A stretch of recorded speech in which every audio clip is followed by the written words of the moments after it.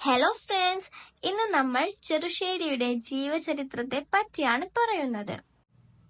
15-ാം നൂറ്റാണ്ടിൽ ജീവിച്ചിരുന്ന പ്രാചീന കവിത്രയങ്ങളിൽ ഒരാളാണ് ചെറുശ്ശേരി.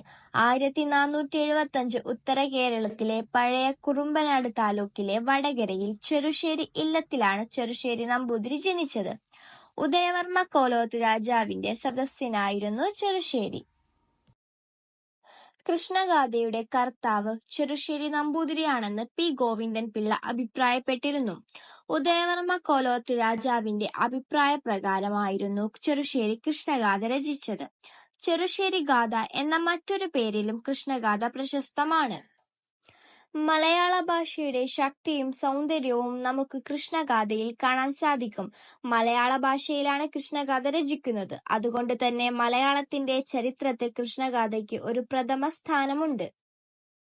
ശ്രീകൃഷ്ണന്റെ ജനനം മുതൽ സ്വർഗാരോഹണം വരെയുള്ള സംഭവങ്ങളാണ് കൃഷ്ണഗാഥയിൽ രേഖപ്പെടുത്തിയിരിക്കുന്നത്.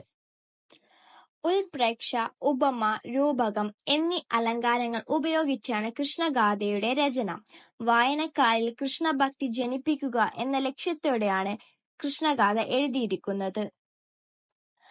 ആകെ 47 അധ്യായങ്ങളും 2400ഓളം ഗിരടികളുമാണ് കൃഷ്ണഗാഥയിൽ അടങ്ങിയിരിക്കുന്നത്. ലളിതമായ സംസ്കൃത പദങ്ങളും ഉപയോഗിച്ചാണ് കൃഷ്ണഗാഥയുടെ രചന.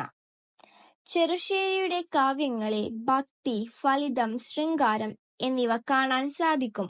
മലയാള സാഹിത്യത്തിലെ ആദ്യ മഹാകവി എന്ന പേരിൽ ചെറുശ്ശേരി പ്രശസ്തനാണ്.